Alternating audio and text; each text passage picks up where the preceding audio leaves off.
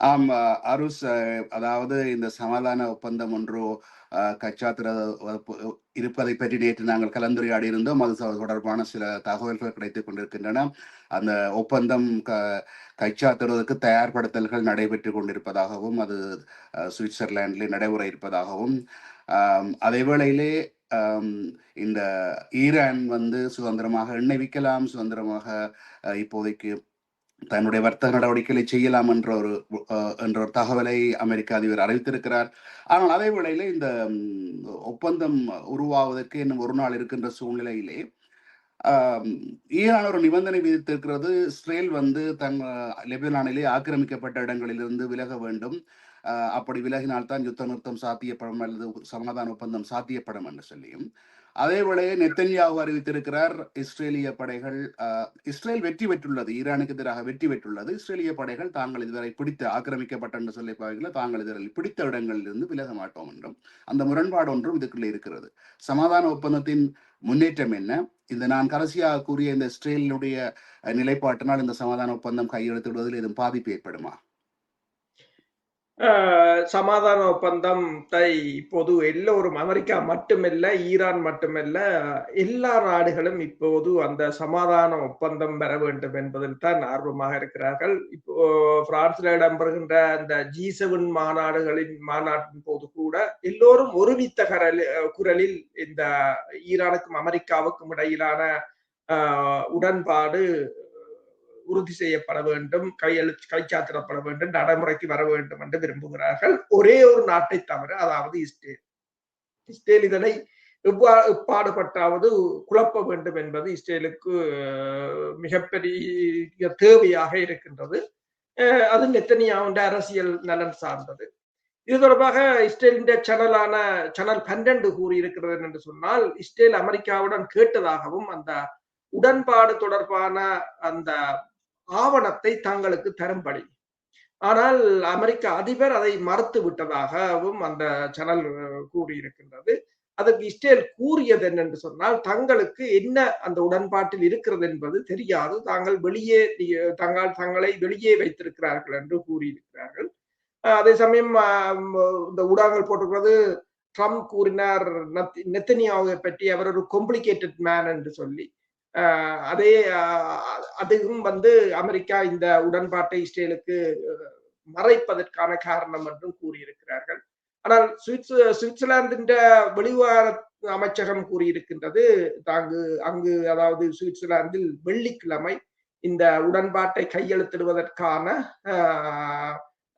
நேரம், அதாவது உறுதி செய்யப்பட்டிருப்பதாக, இடம் உறுதி செய்யப்பட்டிருப்பதாகவும் இது கைச்சாத்திடப்படும் என்றும் கூறியிருக்கிறார்கள். அதே சமயம் ட்ரம்ப் கூறியிருக்கின்றார், இந்த வெள்ளிக்கிழமை உடன்பாடு கைச்சாத்திடப்பட்டதும் ஹோமூஸ் நீரிணை உடனடியாகவே திறக்கப்படும் என்று கூறியிருக்கின்றார்.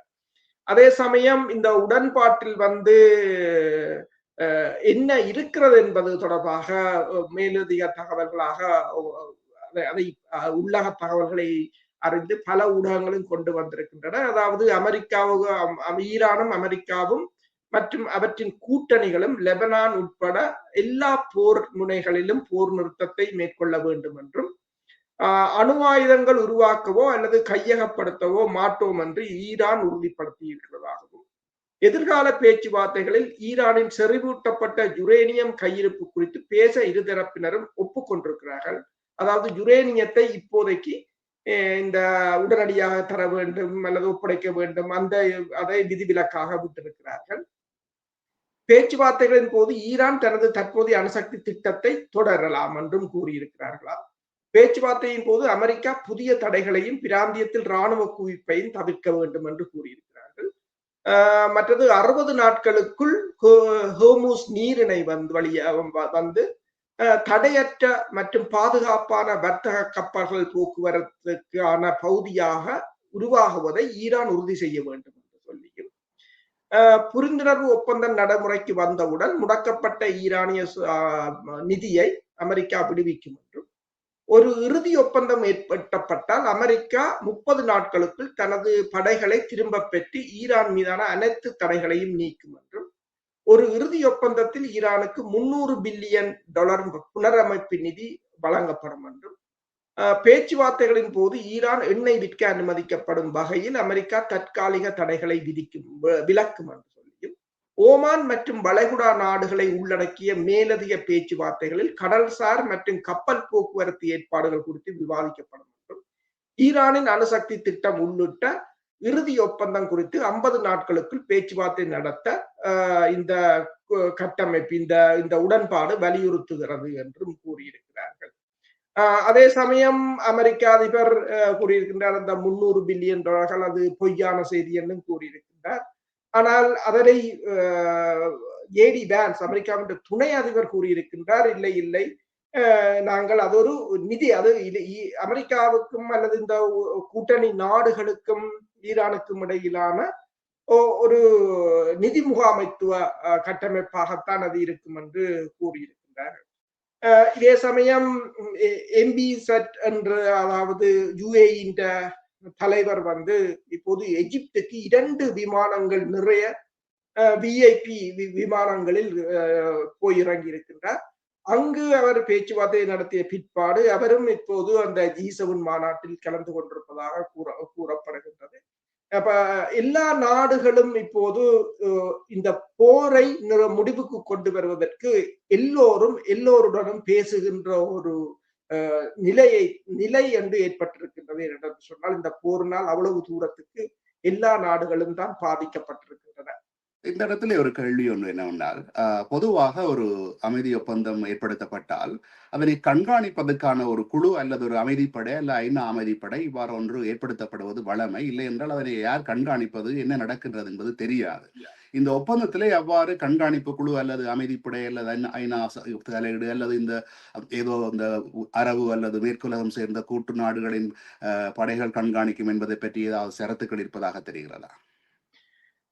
ஐக்கிய நாடுகள் சபை இந்த ஈரான் அணுசக்தி விவகாரங்களை இதுவரை காலமும் கண்காணித்து வந்தது ஐக்கிய நாடுகள் சபையின் அணுசக்தி பிரிவு.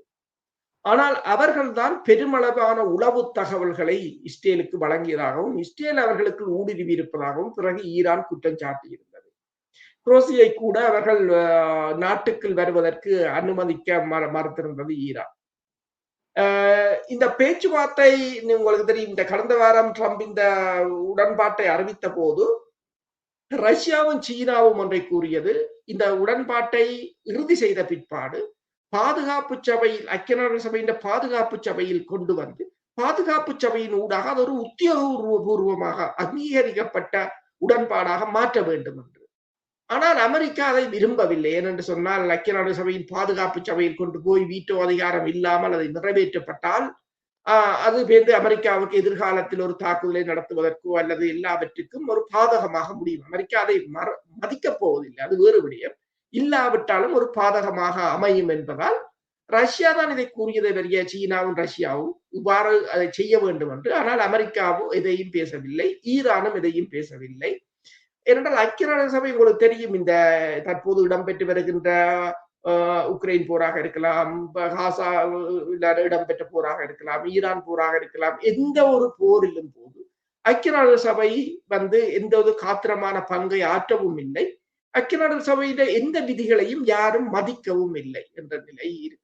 இப்ப எனவேதான் உங்களுக்கு தெரியும், ட்ரம்ப் இந்த அமைதி சபை என்று சொல்லி ஒன்றை, இந்த பீஸ் கவுன்சில் ஒன்றை இந்த காசாவுக்கு ஏற்படுத்தினார். அப்போ அதை உருவாக்கிய போது அவர் அதை ஏன் என்று சொன்னால், ஐக்கிய நாடுகள் சபைக்கு பரலலாக அவர் தனக்கான ஒன்றை உருவாக்குவதாகத்தான் அப்போது கருதப்பட்டது. அதற்கு பிற்பாடான காலங்களில் இப்போது ஐக்கிய நாடுகள் சபை ஒரு செயற்திறனற்றதாகத்தான் இருக்கின்றது.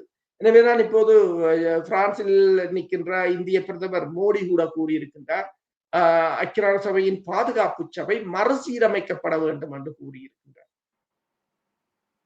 சரி, இப்பொழுது இந்த இஸ்ரேலை நாங்கள் சற்று இந்த சமாதான ஒப்பந்தம் தொடர்பாக கொஞ்சம் நாங்கள் ஆராய்வோம். என்னென்றால், இப்ப சமாதான ஒப்பந்தத்திலே அமெரிக்காவுக்கும் ஈரானுக்கும் இடையிலே தான் 2 நாடுகளுக்கும் இடையில ஒப்பந்தம் ஏற்படுத்தப்படுகிறது. இதிலே இஸ்ரேல் உள்வாங்கப்படவில்லை.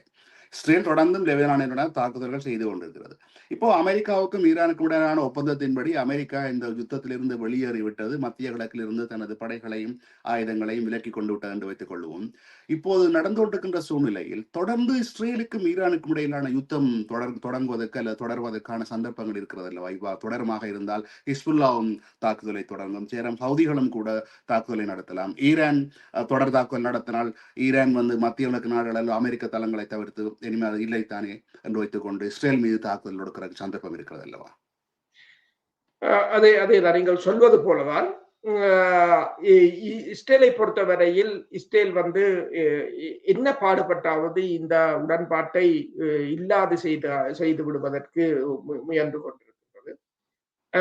ஆனால் இஸ்ரேல் தாங்கள் இந்த போர் நிறுத்தத்துக்கு தாங்கள் அடங்க மாட்டோம் என்று கூறியிருந்தாலும் அமெரிக்காவை பொறுத்தவரையில் அல்லது ஈரானை பொறுத்தவரையில் இந்த போர் நிறுத்தம் இஸ்ரேல் அதாவது லெபனான் முனையையும் உள்ளடக்கியதாகத்தான் இருக்கும் என்று கூறியிருக்கிறார். எனவேதான் இன்று ஈரான் வெளிவார அமைச்சர் அப்பாஸ் அரக்சி ஒன்றை கூறியிருக்கின்றார். லெபனான் மீதான தாக்குதலை இஸ்ரேல் நடத்துமாக இருந்தால் இந்த சுவிட்சர்லாந்தில் கையெழுத்திடப்படுகின்ற உடன்பாடு அன்றே கால முறிவுக்கு வந்ததாகத்தான் ஈரான் கருதும் என்று கூறியிருக்கிறார். அப்ப இப்போ இஸ்ரேலிய ஊடகம் ஒன்றை கூறியிருக்கின்றது, காசா மீது மிகப்பெரிய ஒரு தாக்குதலை நடத்த இஸ்ரேலிய இராணுவமும் நெத்தனியாகவும் முற்பட்டிருந்த வேளையில் ட்ரம்ப் அதை தடுத்து நிறுத்தி இருப்பதாக கூறப்படுகின்றது. இந்த இஸ்ரேல் மீதான தாக்குதலுக்கு இறுதியாக ட்ரம்ப் இஸ்ரேலை தனது கட்டுப்பாட்டுக்குள் கொண்டு வரும்போது அவர் கூறியது என்று சொன்னால், இனி தாக்குதல் நடத்தினால் தான் தனது உதவிகளை நிறுத்துவேன் என்று அவர் இஸ்ரேலுக்கு எச்சரித்ததாக கூட கூறியிருக்கிறார். இஸ்ரேல் ஆனால் சிறிய அளவிலான தாக்குதல்களை லோ இன்டென்சிட்டி என்று சொல்வது நடத்தி கொண்டுதான் இருக்கின்றது. அதே சமயம் ஹிஸ்புல்லாக்களும் தாக்குதலை நடத்தி கொண்டுதான் இருக்கிறார்கள். இந்த ஹிம்பி என்று சொல்கின்ற அமெரிக்காவின் கவச வாகனங்களாக இருக்கலாம், அல்லது M113 என்ற துருப்பு காவி வாகனங்களாக இருக்கலாம். இவை கூட இன்று தாக்கப்பட்டதாக, அதாவது அபாபில் என்ற ட்ரோனை பயன்படுத்தி ஹிஸ்புல்லாக்கள் இன்று தாக்குதல் நடத்தியதாக கூறுகிறார்கள். ஹிஸ்புல்லாக்கள் இப்போது இஸ்ரேலின் உட்பகுதியில் தாக்குதல் நடத்துவதை விட இஸ்ரேலினால் ஆக்கிரமிக்கப்பட்ட தெற்கு லெபனான் பகுதியில் தான் அதிக தாக்குதலை நடத்தி கொண்டிருப்பதாக கூறப்படுகின்றது. அதே சமயம் அமெரிக்கா இஸ்ரேலில் இருந்த தனது டேங்கர் எரிபொருள் நிரப்பு விமானங்களில் கிட்டத்தட்ட 74 விமானங்களை இப்போது அங்கிருந்து அதாவது பென் கொரியர் விமான நிலையத்தில் இருந்து அதனை வெளியேற்றுவதாகவும் தகவல்கள் கூறுகின்றன. என்னென்று சொன்னால், அமெரிக்காவுக்கும் இஸ்ரேலுக்கும் இடையிலான ஒரு கடினமான கால பகுதியாகத்தான் இது இருக்க போகிறது. அமெரிக்க ப்ளூம்பர்கின் தகவல்களின் அடிப்படையில் அமெரிக்காவின் எண்ணெய் கையிருப்பு முற்றாக தீர்ந்து விட்டது என்றுதான் அவர்கள் கூறுகிறார்கள்.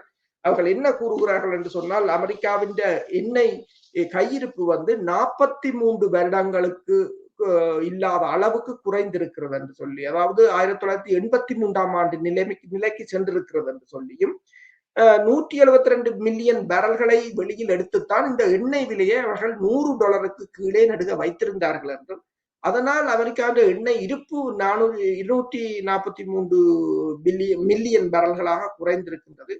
அந்த டேங்குகளை, எண்ணெய் சேமிப்பு தாங்கிகளை ஒரு நல்ல நிலையில் வைத்திருக்க வேண்டும் என்று சொன்னால் கிட்டத்தட்ட 150 மில்லியன் பேரல் அதுக்குள் இருக்க வேண்டும் என்றும், எனவே அதை கழித்து பார்த்தால் அமெரிக்காவுடன் தற்போது கையிருப்பே இல்லை என்ற ஒரு நிலையிலும் இருக்கின்றது. எல்லாவற்றையும் கருத்தில் கொண்டுதான் அமெரிக்க அதிபர் இந்த உடன்பாட்டுக்கு வந்திருக்கிறார். அமெரிக்காவுக்கு மட்டுமல்ல, உலகளாவிய எல்லா நாடுகளுக்குமே இந்த கையிருப்பு என்பது பஃபர் ஸ்டாக்குக்கும் கீழே, அது அடிப்படை மட்டத்திலும் கீழே சென்று விட்ட நிலைமை ஒன்று இருந்தது. எல்லா நாடுகளாலும் தெரிவிக்கப்பட்டதல்லவா? எல்லா நாடுகளும் தான் உண்மை. இது நான் அமெரிக்காவை கூறுகிறேன் என்றால் அமெரிக்காவுக்கு இதால் பாதிக்கப்படவில்லை என்றால், அமெரிக்காவின் முதலே கூறினார், ஹார்முஸ் நீரிணையிலிருந்து தங்களுக்கு ஒரு சொட்டு எண்ணெயும் பாறையில் தங்களுக்கு தேவையில்லை என்று. அப்ப அவருக்கே இந்த நிலைமை என்று சொன்னால், நீங்கள் மற்ற நாடுகளை யோசித்து பாருங்கள். ஹார்முஸால எண்ணெயை இறக்குமதி செய்கின்ற நாடுகள், அதனால்தான் இந்தியா என்ன விலை கொடுத்தாவது எண்ணெயை கொண்டு வர வேண்டும் என்று போன இடத்தில் 3 கப்பல்களை இந்த கப்பல்களை அமெரிக்கா தாக்கியிருந்தது. என்று சொன்னால், இந்த மைக் அடம்ஸ் என்றவர் அமெரிக்காவை சேர்ந்த ஒரு ஆய்வாளர், அவர் கூறியிருக்கின்றார், அமெரிக்கா ஈரானை ஒரு தற்செயலாக ஒரு உலக வல்லரசாக மாற்றி இருக்கிறது என்று சொல்லி, அதாவது அமெரிக்க எழுத்தாளரும் ஊடகவியலாளருமான மைக் அடம்ஸ் என்ன கூறியிருக்கிறார் என்று சொன்னால், ட்ரம்ப் தற்செயலாக ஈரானை ஒரு இந்த தாக்குதல் மூலம் ஒரு உலக வல்லரசாக மாற்றி இருக்கிறார். அதே போலதான் நியூயார்க் டைம்ஸ் கூறியிருக்கின்றது என்று சொன்னால், ட்ரம்ப் ஈரானிடம் தோற்றார் என்று தலையங்கம் போட்டிருக்கிறார். அது தோற்றார் என்று போடவில்லை, படுதோல்வி அடைந்தார் என்று போட்டிருக்கிறது. ஈரானுடன் போரை தொடங்கி, அதாவது சட்டவிரோதமாக இந்த மோதலை தொடர்ந்ததன் மூலம் ட்ரம்ப் ஒரு பெரும் தவறை செய்திருப்பதாகவும், அமெரிக்கா இராணுவ ரீதியாகவும் ராஜதந்திர ரீதியாகவும் பொருளாதார ரீதியாகவும் பலவீனமடைந்துள்ளது என்றும், மேலும் பல ஆண்டுகளாக அதன் மூலோபாய விலைகளை செலுத்தும் என்றும், இதற்கான மூலோபாய விலைகளை, அதே நேரத்தில் ஈரான் 4 மாத போரில் இருந்து ஒரு மூலோபாய வெற்றியாளராக உருவெடுத்துள்ளதாகவும், நீண்ட தூர ஏவுகணைகள் மற்றும் இடைமறிப்பு அமைப்புகளை விரிவாக பயன்படுத்திய போதிலும் அமெரிக்காவால் ஈரானை முழுமையாக தோற்கடிக்க முடியவில்லை என்று நியூயார்க் டைம்ஸ் போட்டிருக்கின்றது. இப்ப இந்த எல்லா நிலைமையிலும் இது அமெரிக்க அதிபருக்கு இஸ்ரேல் மீதான ஒரு அழுத்தத்தை ஏற்படுத்துவதற்குத்தான் வழிவகுக்கும் என்று சொன்னால், அடுத்த ஒரு போரை நடத்துவதற்கான நிலையில் இப்போது அமெரிக்கா இல்லை. இந்த இடத்துல அமெரிக்கா வெளியேற்றத்தின் பின்னர் இஸ்ரேலால் தனித்து நின்று தாக்கு பிடிக்க முடியுமா? தற்செயலாக இவர்கள் ஹிஸ்புல்லா தாக்குதல் என்றதை காரணம் கூறிக்கொண்டு லெபனான் மீது தாக்குதல் நடத்துகிறார்கள். அதனால் ஈரானும் சண்டைக்குள்ளே உள்ளே வருகிறது. இப்பொழுது ஈரானும் தாக்க தொடங்கி, ஹிஸ்புல்லாவும் நேரத்திலே தாக்க தொடங்கி, இஸ்ரேல் ஹவுதிகளும் தாக்க தொடங்கினால் அமெரிக்காவின் துணையின்றி தனியே இஸ்ரேலினால் நின்று பிடிக்க முடியுமா?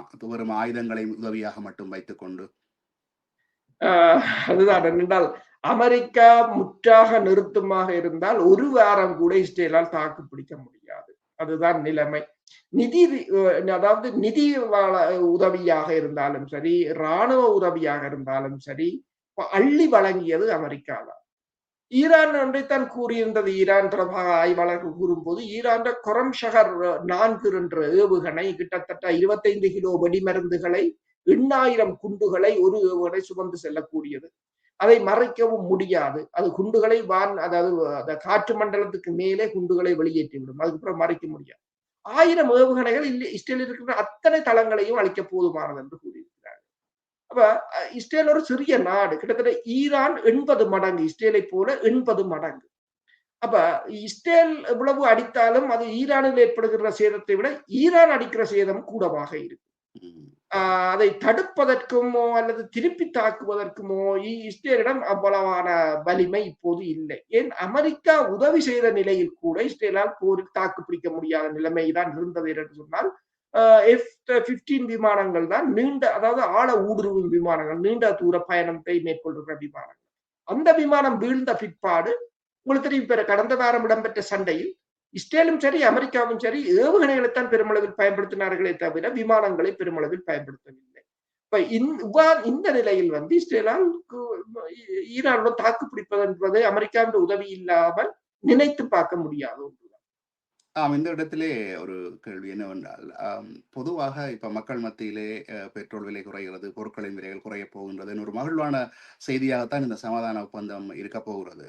இந்த சமாதான ஒப்பந்தம் நிலைத்திருப்பதற்கான பல காரணங்கள் இருக்கின்றன என்று அவர்கள் தொடர்ந்து சந்தோஷமாக வைத்திருப்பதற்கான என்னென்ன காரணங்கள் இருக்கின்றன? அதாவது அமெரிக்கா ஏதாவது ஒரு பொய் காரணத்தை கூறி மீண்டும் இந்த ஒப்பந்தத்திலிருந்து வெளியேறி தாக்குதல் நடத்த வருமா இல்லையா?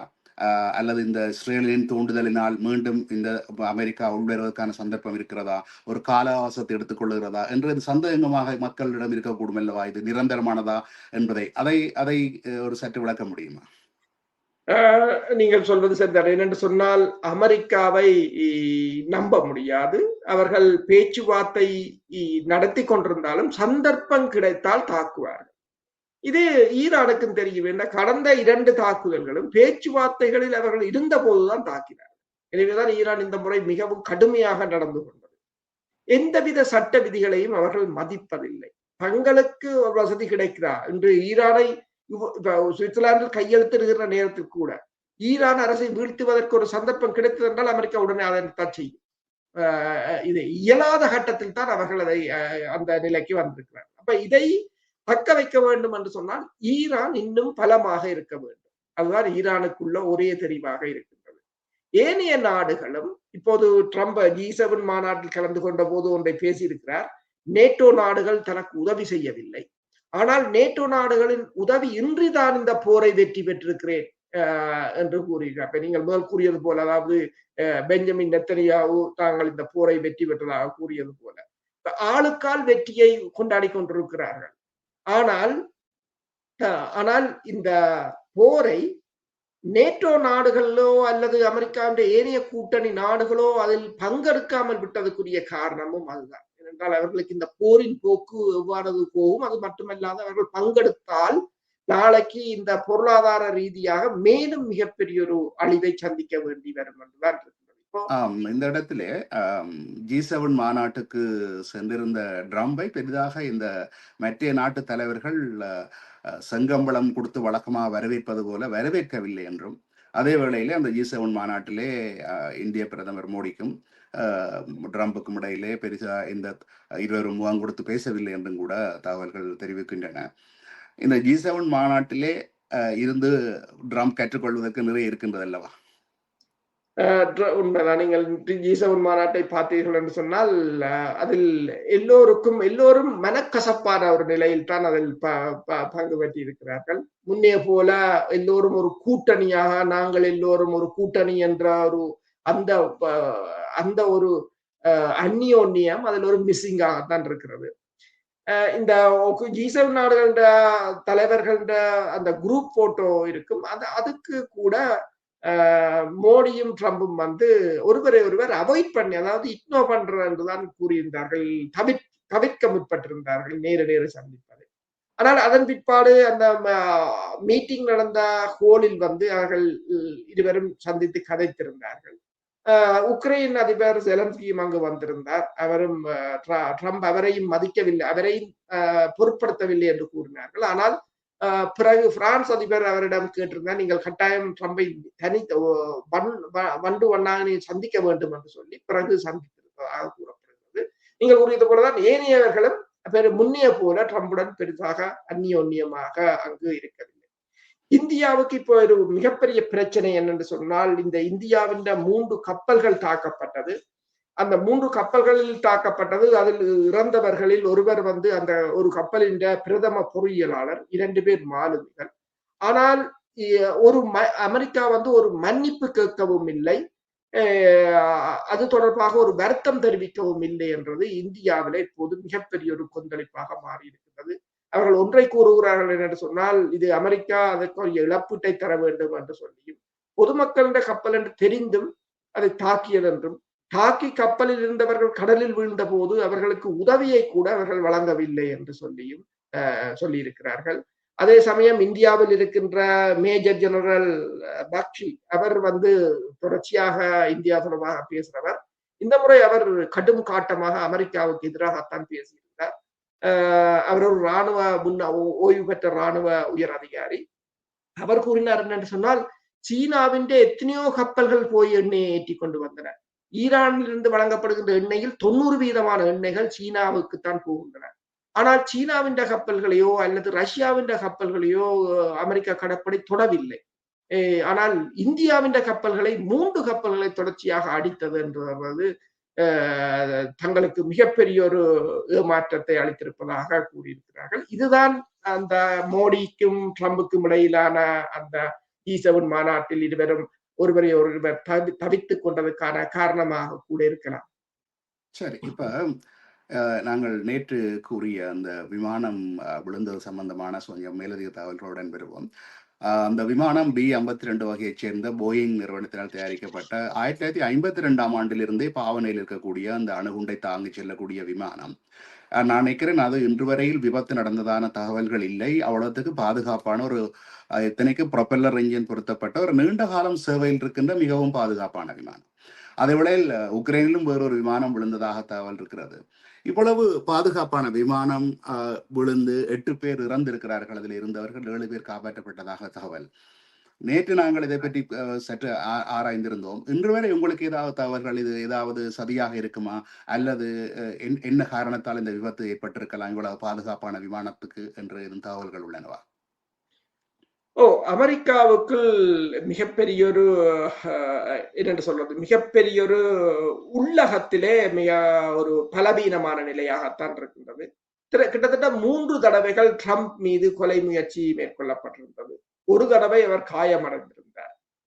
அதே போல அமெரிக்காவுக்குள் உள்ளுக்குள் இருந்த எண்ணெய் சுத்திகரிப்பு நிலையங்கள் கூட பல தீப்பற்றி எரிந்திருந்தன. இப்போது கூறுகிறார்கள் கனடாவில் ஆல்பர்டா எவ்வாறு பிரிந்து போகிறது, அதே போல அமெரிக்காவின் சியாட்டில் பகுதி தனி நாட்டுக்கான வாக்கெடுப்பை கோரப்போகிறது என்று சொல்லி. இப்போது FBI கூறியிருக்கிறது அமெரிக்காவின் வெள்ளை மாளிகை மீது மிகப்பெரிய ஒரு தாக்குதல் திட்டம் இருந்ததை தாங்கள் முறியடித்திருப்பதாக கூறியிருக்கிறது. இந்த நிலையில் தான் இப்போது இதில் 2வது விமானம், அதாவது இந்த B-52 விழுவதற்கு முன்னர் முதல் நாள் F-18 சூப்பர்ஹார்னட் விமானம் ஒன்று வீழ்ந்திருந்தது. 24 மணி நேரத்துக்கு B-52 விமானம் வீழ்ந்திருந்தது. இந்த விமானம் நீங்கள் சொல்வது போல 1952களில் உருவாக்கப்பட்டாலும் அவர்கள் அதை அந்தந்த நேரத்துக்கு அப்கிரேட் பண்ணி கொண்டு வந்தார்கள். இப்ப புதிதாக அதற்கு AN/APQ 182 AESA என்று சொல்கின்ற நவீன ரடாரும் அதுக்கு பொருத்தப்பட்டதாகவும் கூறப்படுகின்றது. அந்த விமானம் தான் விழுந்திருக்கிறது. கிட்டத்தட்ட $750 மில்லியன் பெறுமதியான விமானம். அமெரிக்காவுக்கு அது ஒரு மிகப்பெரிய இழப்பு என்றுதான் கூறுகிறார்கள். நீங்கள் கூறியது போலதான் இதுவரை காலமும் அந்த விமானங்கள் வீழ்ந்ததில்லை. இயந்திர கோளாறுகளால் வீழ்ந்தது குறைவு. ஆனால் இப்ப உங்களுக்கு தெரியும், கடந்த மாதம் நான் ஒன்றை சொல்லியிருந்தேன், அமெரிக்காவின் FBI வெப்சைட்டை, FBI தகவல்களை ஈரான் ஹேக்கர்ஸ் குழு ஹேக் பண்ணியிருந்தது. அதாவது இந்த கேஷ் பட்டேல் FBI தலைவரின் தனிப்பட்ட புகைப்படங்கள், குடும்ப புகைப்படங்களை கூட அவர்கள் கையகப்படுத்தி வெளியிட்டிருந்தார்கள் என்று தகவல் வந்திருந்தது. அப்ப இந்த இலத்திரனியல் தொழில்நுட்பம் இப்போது அமெரிக்காவுக்குள் இலகுவாக ஊடுருவி இருக்கிறார்கள். இப்ப இந்த விமானங்கள் செயற்பாடுகள், கட்டுப்பாடுகளை அதாவது ஹேக் பண்ணினார்களோ அல்லது இலத்திரனியல் தொழில்நுட்பத்தால் வீழ்த்தினார்களோ என்றதான் மிகப்பெரிய ஒரு கேள்வி. இப்ப பல விமானங்கள் இவ்வாறு விழுந்து கொண்டுதான் இருக்கின்றன.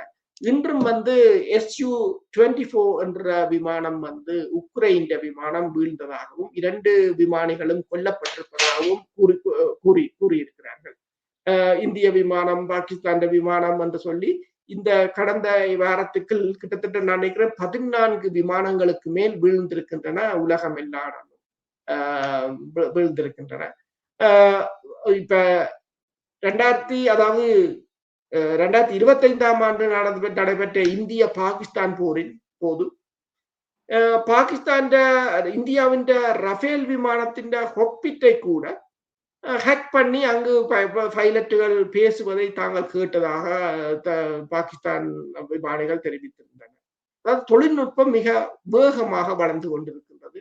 அதை எல்லோரும் அதில் முன்னகர்ந்திருப்பதால் இப்போது அந்த பெரிய வல்லரசுகளிடம்தான் இந்த தகமைகள் அல்லது இதற்கான தொழில்நுட்பம் இருக்கும் என்றது இல்லை. இந்த இடத்திலே அதாவது இந்த வெள்ளை மாளிகை மீது தாக்குதல் முயற்சி ஒன்று, பெரிய தாக்குதல் முயற்சி ஒன்று முறியடிக்கப்பட்டது என்று அதை யாரால் எதற்காக என்பதை பற்றி எதுவுமே குறிப்பிடாமல் அவர்கள் கூறியிருப்பது கொஞ்சம் சந்தேகத்தை ஏற்படுத்துகிறது. பாவம், மேலதிக தகவல்கள் வந்தால். இறுதியாக இந்த நிகழ்ச்சியை முடிப்பதற்கு முன்னர் ஒரு கேள்வி. பெட்ரோலிய விலை, அதாவது பேரல் ஒன்றினுடைய மசகு எண்ணெயினுடைய விலை எந்த அளவுக்கு போகலாம் என்று எதிர்பார்க்கிறீர்கள்? ஏனென்றால் நீண்ட காலமாக தட்டுப்பாட்டுக்கு பின்னர் திடீரென்று ஓவர் சப்ளை, அதீத வளங்கள் நிலைமை ஒன்று வருகின்றபடியால் விலை சற்று அதிகம் குறைவதற்கும், பெட்ரோல் உலக அளவிலே பெட்ரோலின் விலைகள் குறைவதற்கும் சந்தர்ப்பம் இருக்கிறது அல்லவா? இதை பற்றி கூறுங்களேன். அதாவது போர் தொடங்குவதற்கு முதல் கிட்டத்தட்ட 60-70க்குள்ளதான் அந்த பெட்ரோல் மசகு எண்ணெய் விலை இருந்தது. ஆனால் இந்த போர் உங்களுக்கு தெரியும், ஒரு நாளைக்கு 20 மில்லியன் பேரல் எண்ணெய் இந்த ஹார்மூஸ் நீரிணையினால் வெளியில் வருவதுண்டு. 100 நாட்கள், அப்ப 100 நாட்களுக்கும் 20 மில்லியனை பெருக்கி பார்த்தால் தெரியும் எவ்வளவு ஷார்டேஜ் உலகத்தில் இருந்தது என்று சொல்லி.